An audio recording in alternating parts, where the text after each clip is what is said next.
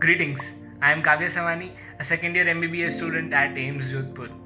और आज मैं उस क्रिटिकल मोमेंट की बात करने वाला हूँ जो अभी most of NEET 2025 aspirants face कर रहे होंगे, जिनका सिलेबस या तो अभी ख़त्म हो चुका होगा या फिर 1 या 2 महीने के समय में जस्ट उनका सिलेबस अभी ख़त्म होने वाला होगा। एंड ये क्वेश्चन ऑलमोस्ट हर एस्पिरेंट के माइंड में रहता है कि एक बार जब सिलेबस ख़त्म हो गया तब क्या करेंगे। क्या हम रिवीजन करेंगे, क्या हम हर चीज़ को थियरी से बार बार पढ़ेंगे या फिर हम टेस्ट देंगे।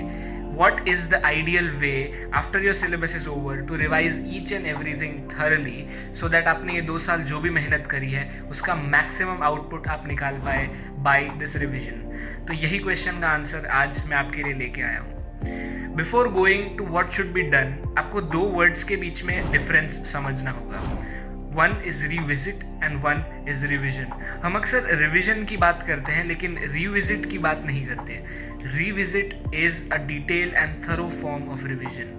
रिविजिट आप उन चैप्टर्स का करते हैं जो चैप्टर्स आपको पता है कि आपके काफ़ी वीक है कंसेप्चुअली, जिनमें सिर्फ क्वेश्चंस वापस करने से या फिर ऊपर से वो चैप्टर देखने से आपका काम नहीं होगा।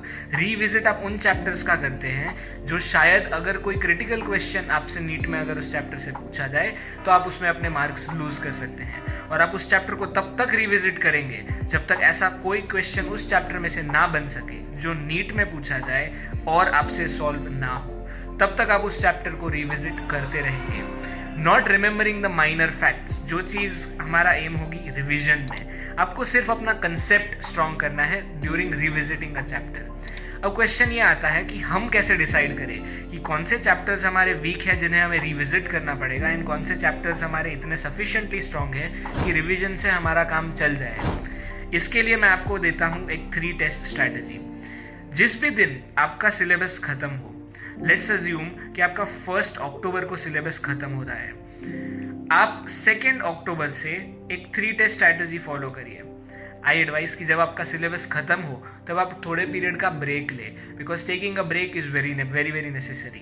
आपने 1 साल का पूरा सिलेबस खत्म किया है, देन अगेन लाइन में आपके बोर्ड एग्जाम्स लाइंड अप है, तो आई एडवाइस कि आप कुछ दिनों का ब्रेक ले, उस ब्रेक के बाद अपनी पढ़ाई को कंटिन्यू करें।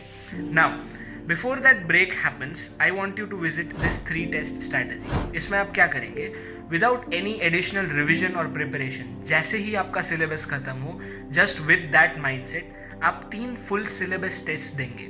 चाहे वो नीट के प्रीवियस ईयर पेपर्स हो या फिर वो कोई भी कहीं से भी उठाया हुआ कोई क्वेश्चन पेपर हो जो 720 मार्क्स होल्ड करता हो और नीट का पूरा सिलेबस कवर करता हो, वैसी 3 कंप्लीट फुल सिलेबस टेस्ट आप देंगे विदाउट एनी एडिशनल प्रिपरेशन। जैसे आपने अपना सिलेबस खत्म करा था उसी नॉलेज के साथ आप अपनी 3 टेस्ट देंगे।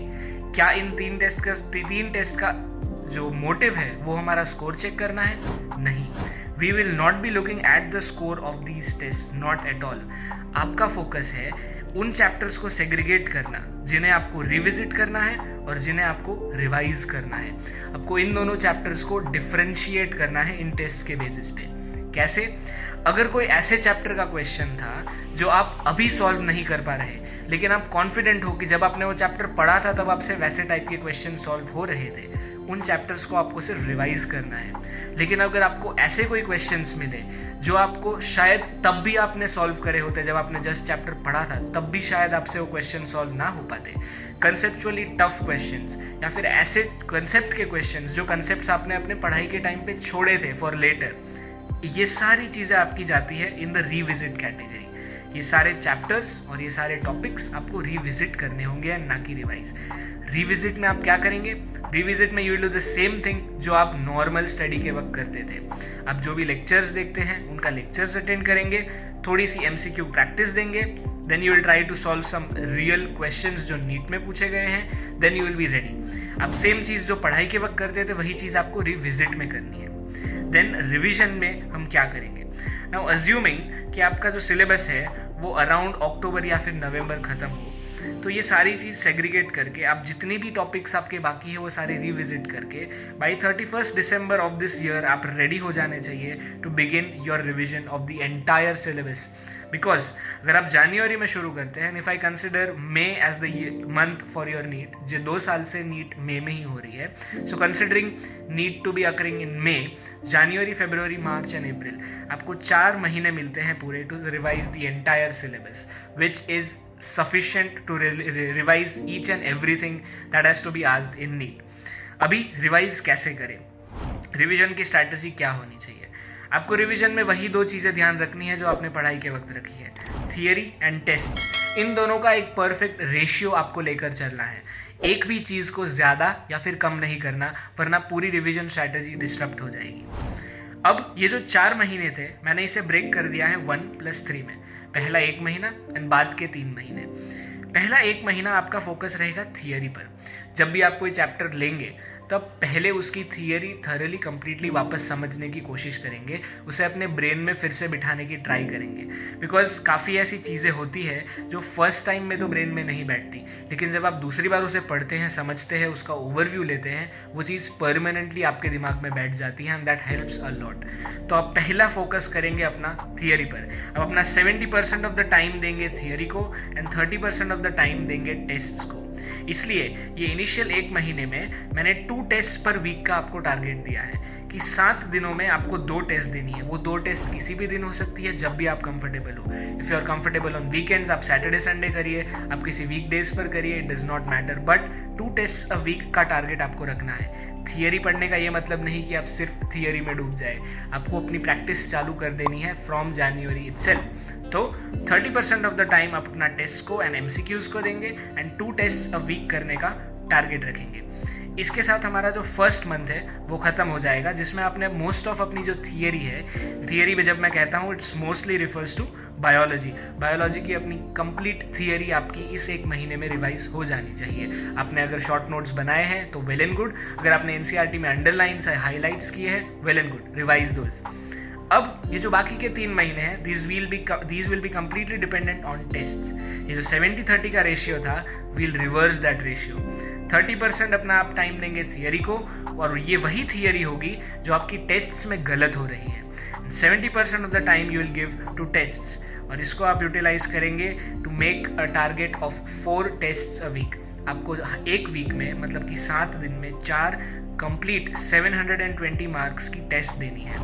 अब मैं ये नहीं कहता कि आप डायरेक्टली फुल सिलेबस टेस्ट देना शुरू करें, आप धीरे धीरे चालू करें। एक यूनिट की टेस्ट उठाए, कोई पार्ट सिलेबस टेस्ट को सॉल्व करें, after that you start moving to full syllabus test. But आपको 720 मार्क्स एंड 3 hours 20 minutes बैठने की आदत अभी से डालनी होगी।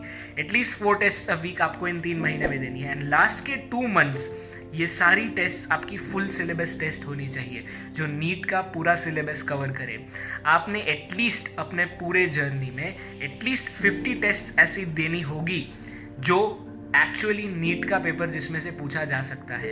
You have to give at least 50 test which will replicate NEET itself. तो ही आप जब नीट देने बैठेंगे तो you will be confident enough and your brain will be calm enough on that day कि आप वो पेपर अच्छे से लिख पाए। अगर आपने 50 टेस्ट से कम की प्रैक्टिस करी है, आप उस दिन पैनिक होके सिली मिस्टेक्स करके आओगे।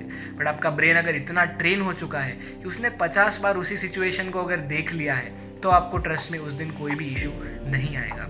तो ये 30:70 का रेशियो आपको मेंटेन करके चलना है, जिसमें 70% में आप टेस्ट एंड एमसीक्यूज सॉल्व करेंगे एंड 30% में आप वो थियरी को करेक्ट करेंगे जो आपको इन टेस्ट देते हुए प्रॉब्लम देगी। कुछ चीज़ें, फॉर एग्जाम्पल मैं आपको दूँ रोलिंग मोशन एक ऐसी चीज़ थी जो मुझे पर्सनली, जब मैं अपनी टेस्ट देता था, बार बार उसी चीज़ पे मैं क्वेश्चंस गलत करता था। सो उस टाइम पे आपको रुकना है और ये 30% ऑफ द टाइम आपको यूटिलाइज करना है उस चीज़ की कंप्लीट थियरी को समझने के लिए, क्योंकि फिजिक्स पर्टिकुलरली एक ऐसा सब्जेक्ट है जिसमें सिर्फ क्वेश्चन सॉल्व करके आपको कोई चीज़ समझ नहीं आएगी। You will need to get to the core of that concept, तभी आपसे सारे टाइप के क्वेश्चन सॉल्व होंगे। तो ये 30% ऑफ द टाइम आपको यूटिलाइज करना है to master all your theory that's remaining, but आपका मेजर फोकस होना चाहिए ऑन एमसीक्यूज। अगर आप 4 महीने, अगर आपने भले ही 2 साल बहुत ही कम पढ़ाई करी है, आपकी प्रिपरेशन आपको लग रहा है सब ऑप्टिमम है, बट अगर आप ये 4 महीने अपना 100% देने को तैयार हो, एंड ट्रस्ट मी, ये रिविजन शेड्यूल की वजह से आपका स्कोर काफ़ी हद तक बूस्ट हो सकता है। 4 months is more than sufficient to revise for the entire syllabus of NEET. इसलिए टाइम कंस्ट्रेंट अपने दिमाग में रखकर मत चलिए, एक प्लान्ड रिविजन स्ट्रैटेजी बनाइए, उसके हिसाब से चलिए।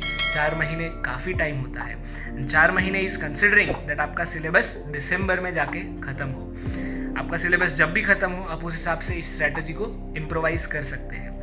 That's all from my side. All the very best.